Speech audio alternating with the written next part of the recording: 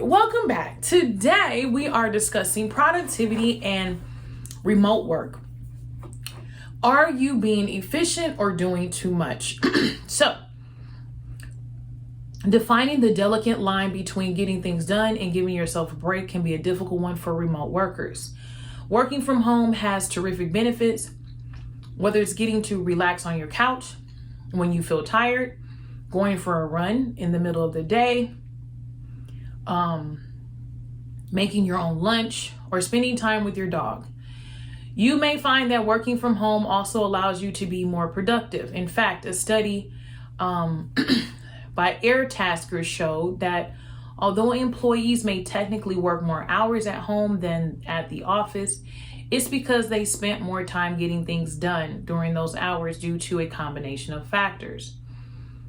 This points to one of the downsides of remote work. It can be hard to separate work time from family and leisure time, but typically clear distinctions exist. Productivity versus overworking. Merriam-Webster defines productivity as the amount of work produced by a team or individual, and efficiency is the resources, time, and budget used to produce that work. Sometimes very hardworking people think that being productive is synonymous with going to extra lengths to get work done. They may work excessively long hours or never take a vacation. Working longer and harder does not necessarily equate to more productivity. According to a Stanford University study, productivity actually declines each hour after a worker exceeds 49 hours per week. Working more hours can make you less productive because you're not working when you're most energetic or capable. Remote work does give you the opportunity to work when you're feeling most productive, but at other times it can make you feel sluggish, burned out, and quite the opposite of productive. But a balance can be found. A few routines can help you identify your productivity sweet spot without being overworked in your remote role. And how to find that, we're going to first discuss stick to a routine. Though you may be tempted to watch Netflix half the night and then sleep in until 11 a.m., it is important to adhere to a regimented work routine as much as possible. Sure, you may be able to wake up later some days, but sticking to a schedule that suits your lifestyle can help you be more productive as you work from home. The following tips can help you create the optimal work from home routine for you. I agree in sticking to the routine. When you have a job that doesn't tell you what hours that you are required to be online, it does get a little difficult. And so I have always mastered a routine, even during entrepreneurship, of acting as if I'm working. I think those are great things to do because of the fact that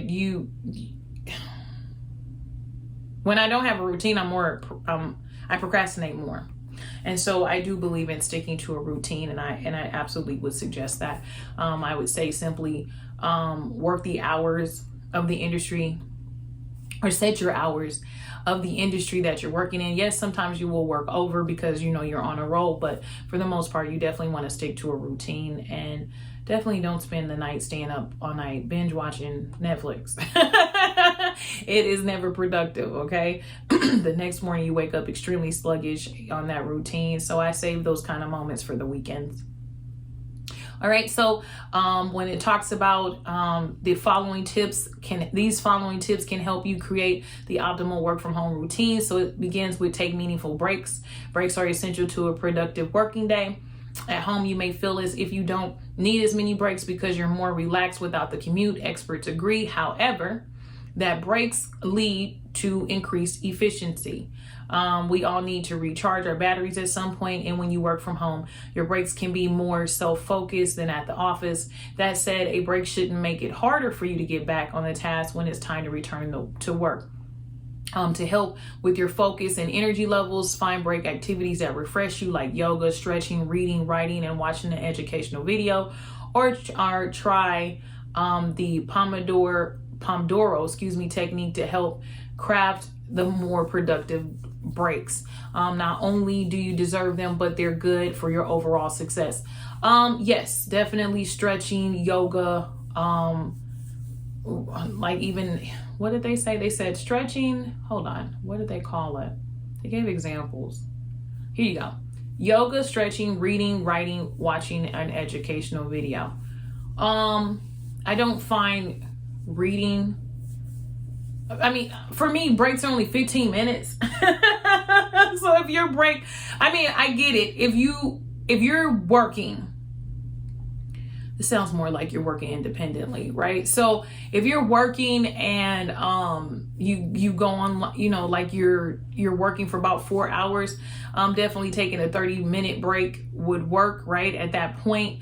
And it just depends on how long your break is as far as reading and writing or watching an educational video. And that way you're kind of, what I think of it as, you're resetting your mind, right? And you're stepping away, you're taking a break. Whatever amount of time is within, whatever amount of time you set for that break will determine what activity you take on. I had began at one point during one of the positions that I was holding at my work from home job, I taught myself how to take 11-minute naps. Okay. Sleep is my best friend. So I learned how to take 11-minute naps in my 15-minute breaks, just so that I could reset on that job. I was dealing with very stressful situations. Not necessarily that I was stressed, but just in even engaging in conversations where others were stressed. I needed to power down. And so I started taking 11-minute naps. So yeah, you definitely want to figure out what works for you.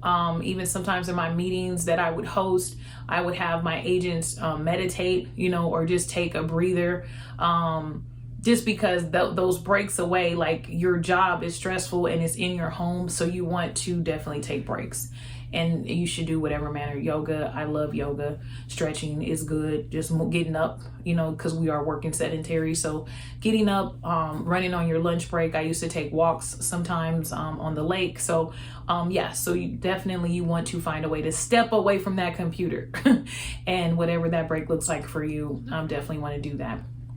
All right, so it says clock in and out completely. Theoretically, in a remote working world, it is useful for the proverbial time clock to be a little flexible. For some people, remote work presents a chance to work when their juices are flowing instead of pretending they're on task only when their boss is looking over their shoulder at an office. Either way, it's important to start work at the same time every day, as well as to put a hard stop on the end of your workday so you can turn your attention to the business of living at home. Working from home can lead us to linger on the computer just a little while longer.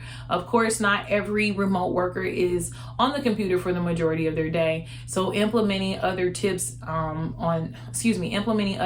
end your day on time while working remotely can work wonders.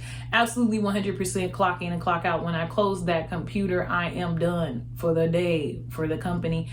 When I was taking time to learn the organization and the processes for my work from home job, I did spend a lot of time after hours on the computer, but I was researching and educating myself, not necessarily working on my day-to-day activities. So I would say practice that sometimes, but not all the time, right? Because you do need that break. And once I learned that information, I absolutely 100% did not spend additional time at work. And I made an absolute point of clocking out on time.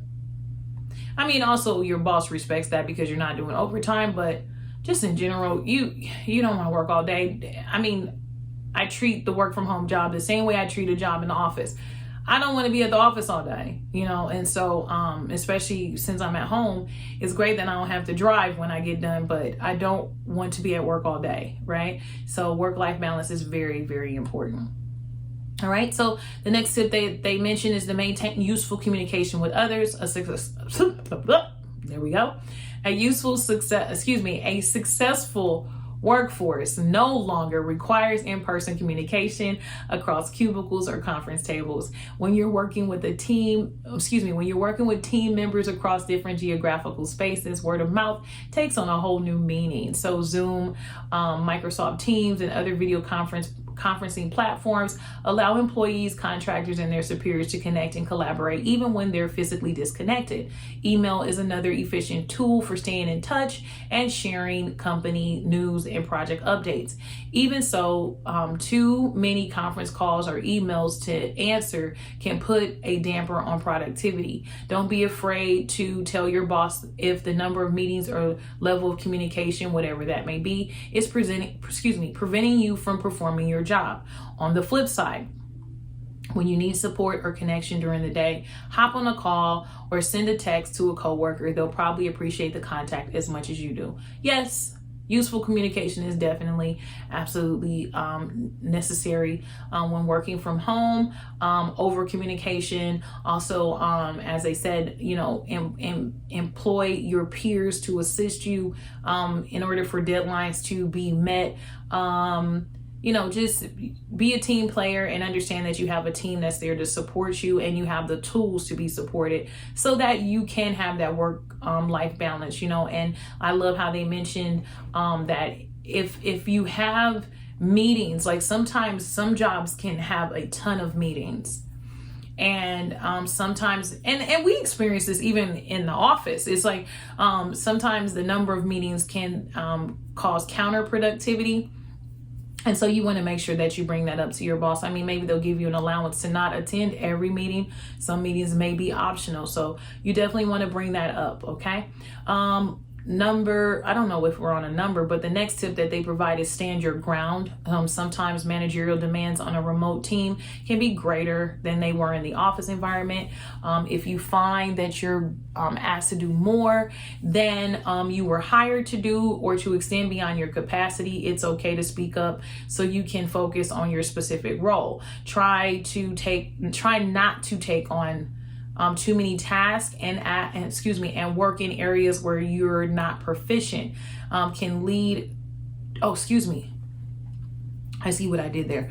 Trying to take on too many tasks and work in areas where you're not proficient can lead to burnout and lack of efficiency. Absolutely. Also, you're not superhuman. You shouldn't be expected to be superhuman. That is the reason why a team is built. If you find that you have so many tasks that you don't have balance, then you would want to speak to your boss. You definitely want to stand your ground, as they're saying, but you definitely want to speak to your boss about possibly bringing someone else onto the team. Explain to them how you can show them how many hours it's taking you to accomplish something. You can explain why you're asking for a longer deadline or constantly asking for extensions to the deadline, so that they can understand that another team member is needed. So definitely want to stand your ground and never take on too many tasks. I've said across multiple videos of mine, I never volunteer. Not ever, because I have more than enough work to do. And I have found that if you volunteer for too many things, you're not being effective or efficient at all. So you want to make sure that you have first perfected your job, which is constantly changing. I found in work from home, like task and requirements change often, right? So because we're all trying to keep up with the fast pace of the work from home environment. So I have found that I rather perfect my job and be on top of that before I am ever volunteering. And that has in turn, by being effective and efficient, oftentimes brings opportunities to me rather than me requesting them, right? And then because I have perfected my job and I have articulated the time management, then I am able to say yes or no to the opportunity, right? Because I know exactly where I can fit this in and how I can do it, okay? So you want to make sure you stand your ground, and you want to make sure that you are giving yourself room to breathe, okay, when you are taking on tasks. It's better to deliver things on time, or it's better to deliver things ahead of time than on time, but also you absolutely never want to not deliver on time, or after time. So, there is a statement about that. I will not go into it, but there's a statement that's similar to that about showing up on time. But yeah, you definitely, I prefer to give myself a longer deadline than what I actually need in order to ensure that I am beating that deadline, right? And I try to set my deadlines honestly based on my peers rather than on myself, due to the fact that I know that I work faster than others, right? And so it also makes it fair, right? For when you are promoted, right? So not saying that I take my sweet time, not saying that I extend them too far out, but I make them realistic, and then I beat it, which shows when that next person comes in, hey, Kendra was beating the deadlines, but this is what the deadline should be. Like, this is what makes sense. I just happen to work really fast, right?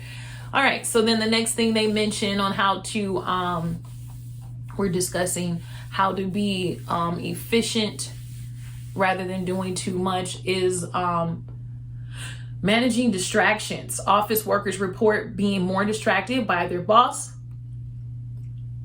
than remote workers are. But at home, there are so many other types of distractions. For parents, one of the biggest is their kids who need help with schoolwork, with getting to and from soccer practice, even with going potty. Holding the title of chief house cleaner prevents plenty of home-based workers from focusing on work, especially those who can't concentrate amid a sink full of dirty dishes or a spider web dangling from a corner.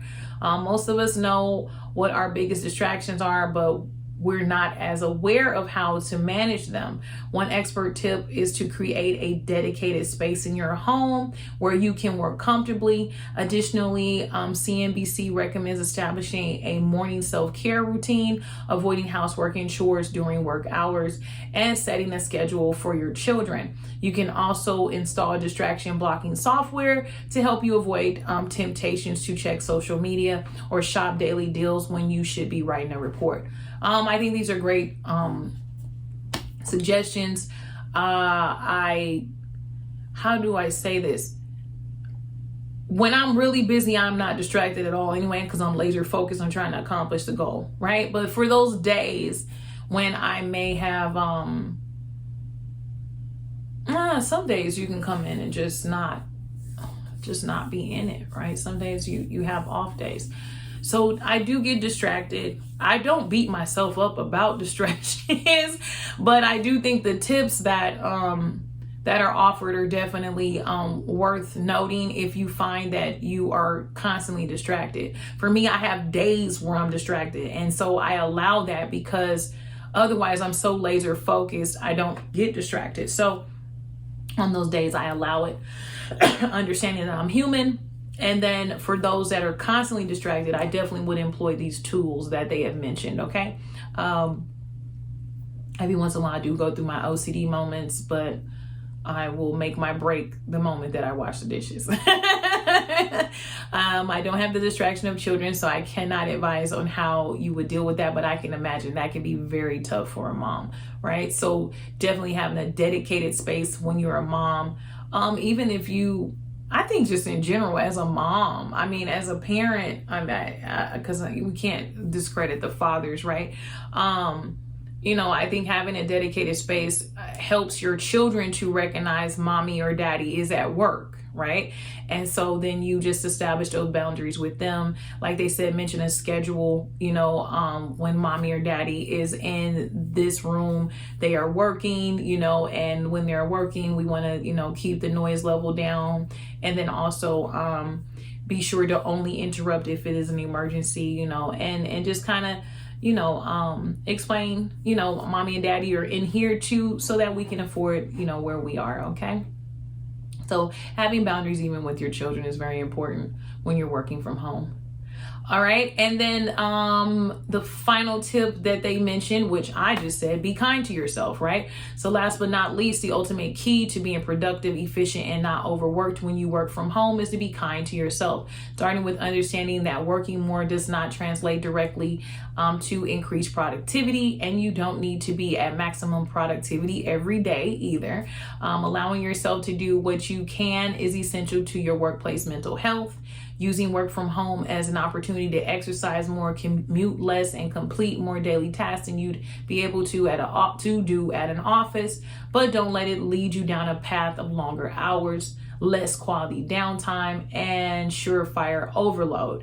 If it helps you to change up the location from your home office to a nearby cafe or to listen to music or have the TV on while you work, go for it. Just remember that the best way to be productive is to do what's best for you. So try out a few strategies until you find what works best. And once you do, stick to it. Absolutely. As I had mentioned, be kind to yourself. Know that every day is not the same day, and you're not in the same mood each day when you go to work. Every day you love your job doesn't mean that you're jumping for joy every time you open that computer. So it's just some days, you're just kind of lagging, for whatever reason. And allow yourself, be kind to yourself, and make sure that you're making space for you to process those feelings out, and so that you can increase your emotional IQ. Okay, so be kind to yourself first and foremost, and set those boundaries so to make sure that you're being sufficient and being efficient and not doing too much while at work, working from home. Okay, thank you so much for sticking it out with me and hanging on to the end of this video. I hope you enjoyed the content and have a great day. Hello, my name is Kendra, the official business renovator. Welcome to my page. I am so happy to have you here today. And I hope that you enjoy. Of course, feel free to like, share, or comment on the video, as well as follow to get notifications for when I upload any new information. And also the link is in the bio where you can find all of the products that I would like to share with you on how to advance in your career. Some of you may know, and if you're new to my page, you do not know that I did recently release a book called The Great Promotion, where I discuss how I was promoted 4 times in 6 months and received a bonus while working from home. And so my name is Kendra, the official business renovator. Welcome.